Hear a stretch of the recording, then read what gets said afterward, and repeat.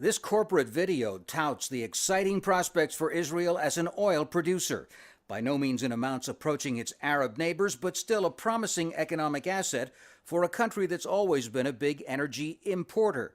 The company licensed to drill in this area plans up to 14 wells, one of them already pumping commercial quantities of oil. The quality of this oil is top quality, is one of the best one can find in the world.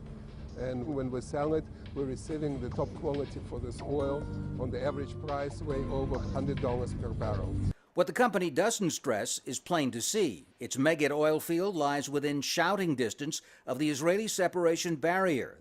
Though the Israeli government won't talk about it, by many estimates, only 20% of the oil field is inside Israel, the rest extending into the occupied West Bank. Palestinian experts suspect the Israelis have already begun drilling into their territory. They have made a horizontal excavation in the Megid 5 and Megid 4, but they have a problem. They need to extend, more and more inside the West Bank into the east.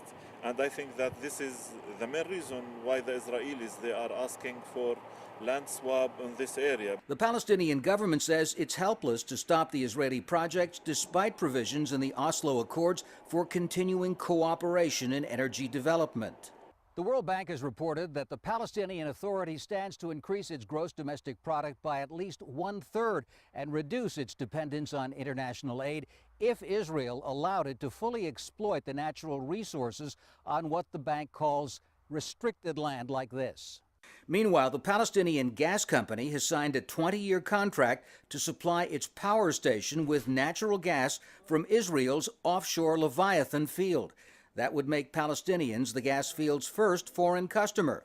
But the Palestinian Authority says that doesn't mean it's giving up on developing its own projects in areas it controls. This is not as an equivalent to the Palestinian natural resources. There are different means of reaching out the power and the means of power in order to reach the safety and in order to reach economic stability. For the foreseeable future, then, the Palestinians will have to keep relying on Israel for most of their energy needs. Tom Ackerman, Al Jazeera, Rantis in the occupied West Bank.